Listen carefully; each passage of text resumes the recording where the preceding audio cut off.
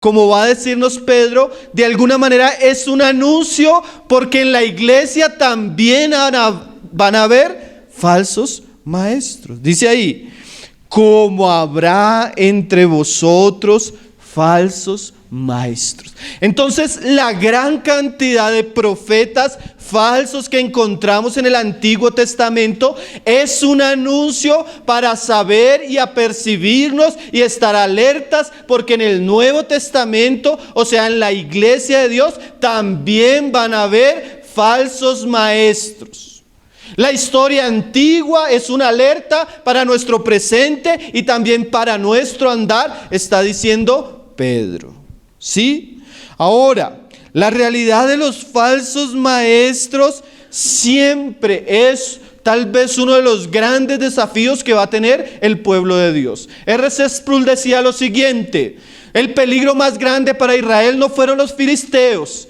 El peligro más grande para Israel no fueron los asirios, ni fue Babilonia. El peligro más grande que vivió Israel, y uno de sus grandes tropiezos, fue que en vez de tener y escuchar a los verdaderos profetas, ellos escucharon y se dejaron seducir por los falsos profetas. Y Satanás no es tan diablo y no es tan maligno como cuando él se presenta delante del pueblo de Dios con una Biblia.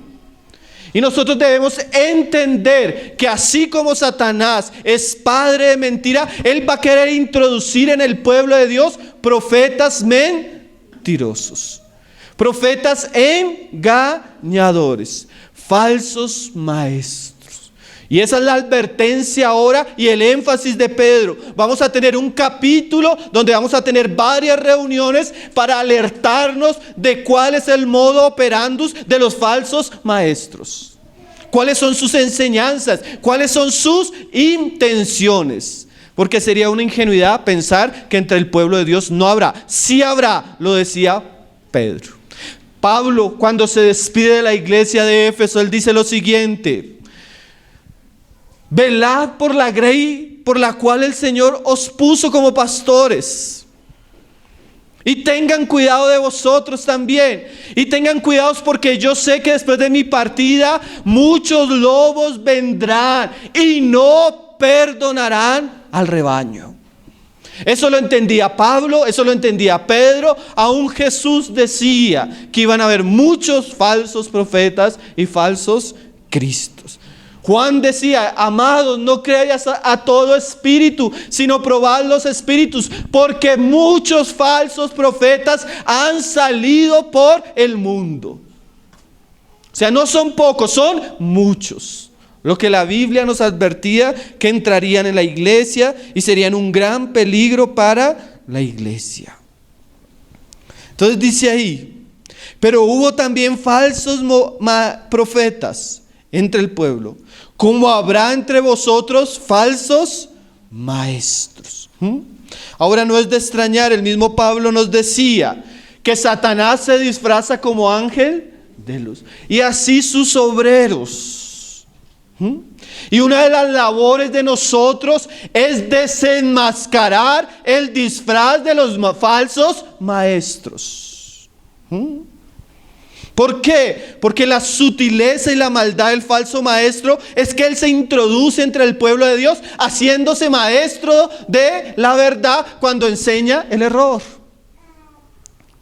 ¿Sí? Y hay una arrogancia y un peligro detrás de todos aquellos que pretenden ser ministros de Dios, pero que están engañando al pueblo de Dios. Y el verdadero pueblo de Dios debe tener las herramientas y una estructura doctrinal sólida para poder distinguir cuando está delante de un falso maestro o cuando está delante de un verdadero maestro. ¿Sí? Nosotros debemos saber, hermanos, así como Dios tiene algo que es la verdad, que está centrada en su Hijo, Satanás siempre paralelamente tiene algo mentiroso.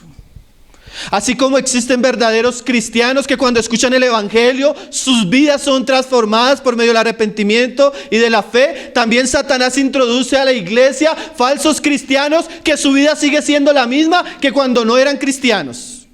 Así como Satanás introduce un falso evangelio que parece el verdadero evangelio, pero que en vez de llevar a los hombres a arrepentirse y a creer en la obra de Cristo, les enseña a las personas que realmente ellos no son pecadores, sino que necesitan tener mejor autoestima o superarse en a sí mismas.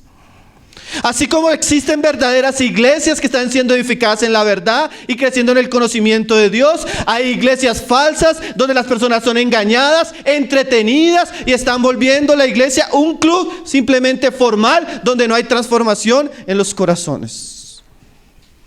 Todo lo verdadero tiene algo falso paralelo. Usted no puede creer que todo lo que diga que es de Cristo verdaderamente es de Cristo. Cristo advirtió que no sería así. Por eso es Pedro tan celoso. Y Pedro nos advierte tan claramente esta realidad. Ahora es un tremendo peligro porque nuestra generación vive dos grandes problemas. Uno, la indiferencia, y el otro, el analfabetismo bíblico. Indiferencia hasta sutil. Indiferencia hasta maquillada con un telón de tolerancia. Aquellos cristianos que dicen, no, yo quiero a Jesús, pero no quiero saber de doctrina. Entonces son indiferentes hacia la doctrina. Es más, en su indiferencia a veces se ponen agresivos en contra de la doctrina. No, ¿para qué tanta palabra? ¿Para qué tanta doctrina? ¿Para qué tanta enseñanza? ¿Para qué tantos libros? Queremos es a Jesús. Ahora yo quiero quitar ese engaño de su mente. Usted no puede conocer a Jesús si no conoce su palabra. Usted no puede conocer a Jesús si no conoce la doctrina de Jesús. Además de la indiferencia y oposición que tienen algunos a la doctrina, tenemos un cristianismo que es sumamente analfabeto. Los cristianos no conocen las grandes doctrinas de la fe cristiana. Los cristianos no conocen las grandes verdades que enseñan la palabra de Dios. Entonces ese terreno de analfabetismo bíblico y muchas veces de resistencia a la doctrina y a la enseñanza de Jesús hace que la iglesia se exponga a todo tipo de peligro doctrinal. Como decía nuestro hermano ahora, y hoy con internet y hoy con la masiva cantidad de información que llega de muchos medios, usted fácilmente se confunde. Usted fácilmente entiende que lo que está escuchando es verdadero cuando tal vez es falso.